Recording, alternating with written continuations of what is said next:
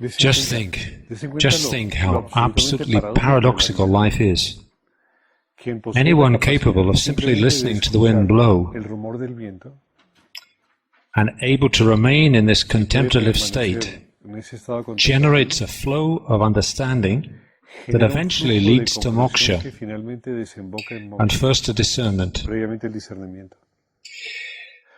And those who watch sheep grazing all day can also create a flow of understanding arising out of this event that transforms it into an act of discernment, because it is a process of uninterrupted consciousness.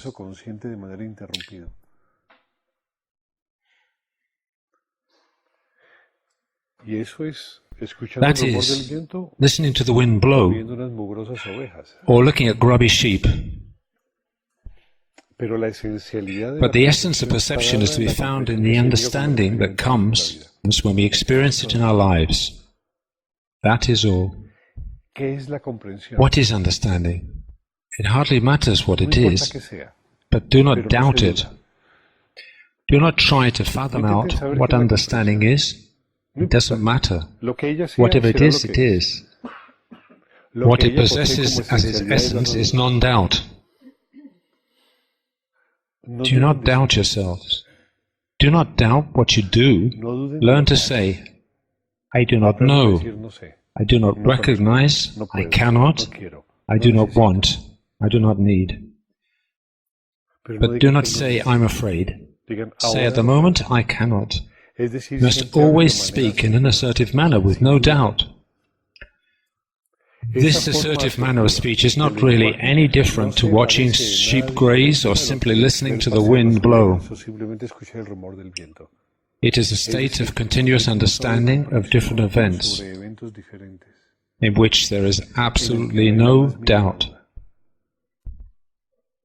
What you must get used to doing is excluding the condition of doubt from your speech, and therefore from your thoughts. If you're watchful about excluding this, you will not say, I cannot. Instead, you will say, now is not the moment to do this. You must take control of your mental processes. Do not let yourselves be witness to something that should not occur, the things that sometimes can be controlled and sometimes not. The problem is not that you do not know what awareness is, because you will never know what it is. Only awareness itself knows what it is. Do we agree? Nobody knows what the deuce awareness is. We know the condition it generates within ourselves, what feelings it causes in us. We shall never know what it is. Never. It will always know what it is. Awareness knows it is awareness. What we must not do in speaking, in the intellectual process, is to create the sense of doubt without realizing. So what we must avoid generating is doubt in our continuous process of experiencing things in our empirical lives. Say, I don't know. I can't. I don't want to. Say, I need to be alone. Say, I don't want to be alone. It is enough to shape a coherent form of seeing the world. It is enough to look at things in such a way that doubt will not appear, having been transformed into assertive perception. Do you understand what I am saying? Because if you're searching for this darn thing called consciousness, gosh, you'll take forever finding it. You'll never find it. No one can find it. It cannot be found. You will never find it, as it's never been lost. And so it's not possible to find. What we have to do is to shape a system of perception not unlike someone who listens to the wind blow and can detect it clearly. Such a person only has to shut their eyes. Such a person only has to listen to the wind blow and know what they hear. Such people have no doubt as to what they hear and have no doubt as to what is silence and what is sound. And those who watch sheep graze see them moving and have no doubt that they are moving, or they have no doubt that one is straying further away than the others. There is no problem about what is observed. So do not have any doubt about what you say or what you think. Do not have any problem with doubt. Structure your mechanism of cognition always to be assertive.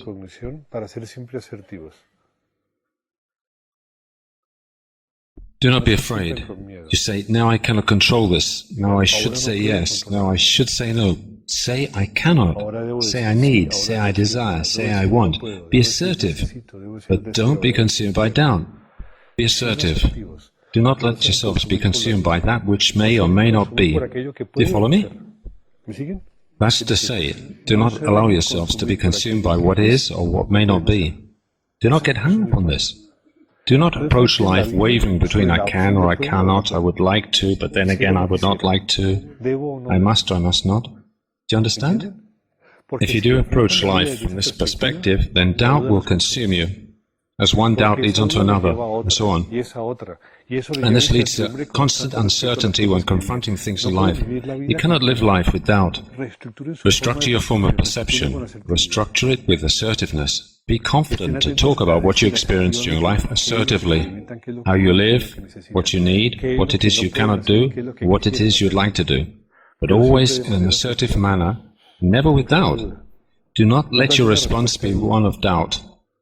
Do not allow yourselves the option of whether I can or I cannot. Say I cannot, or I shall wait. This is the moment to wait. Now I shall wait. I shall see later on, but the moment I shall wait. The next time this situation arises, I will try to find a solution to the problem. But now I'll wait. Always approach things in life in an assertive manner. And this assertiveness, this continuous understanding that leads to assertiveness, resembles, in terms of understanding, the constant awareness experienced by those who listen to the wind blow or watch sheep graze. There is no greater peace than his who engages with things in this way. This constant assertive quality in your life, facing circumstances without a sense of doubt, is what allows you to develop a different kind of understanding and to obtain discernment.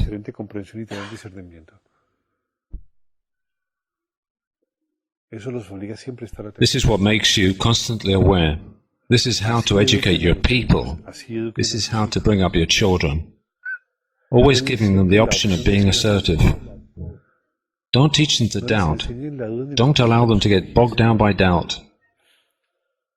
A simple yes or a simple no is always enough. But perhaps it's very dangerous for your mind. Do you understand?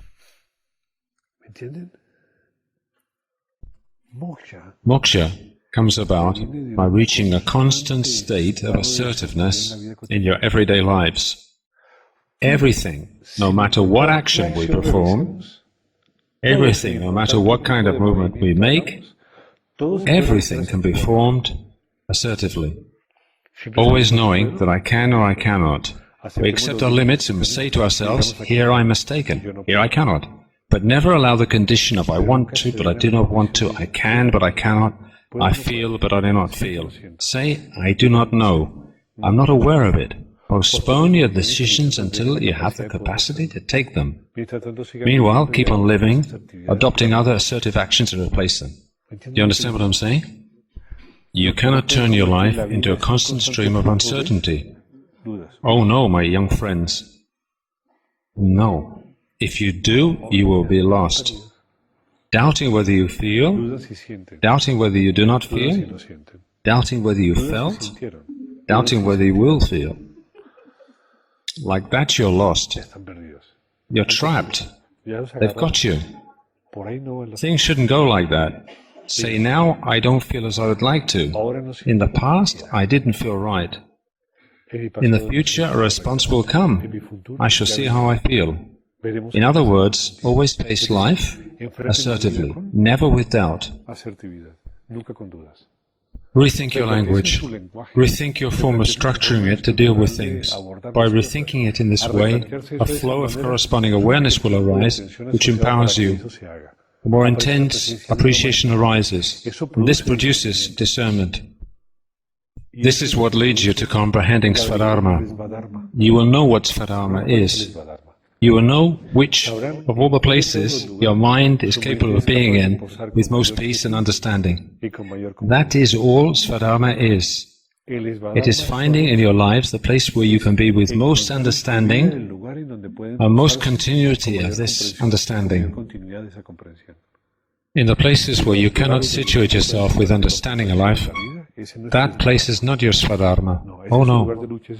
That's your place of struggle, that's your battleground, but it is not your Svadharma. Do you understand? Approach your life in a different manner. Restructure your way of looking at things, including how you think about them. If you restructure your way of thinking about things and you face them with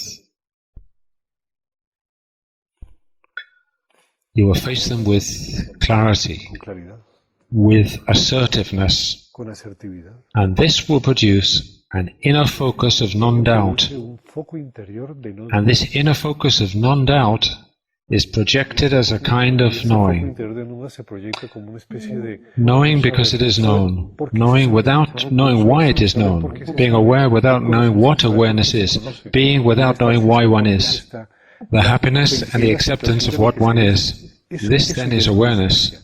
These are the precursors. It is the fragrance, it is the atmosphere that surrounds awareness. This is what in the end is consubstantiated in all things in the world. This is the first step. You have to structure your mind in such a way that it is coherent. You have to base your experience not on doubt, but on the certainty that it can provide us.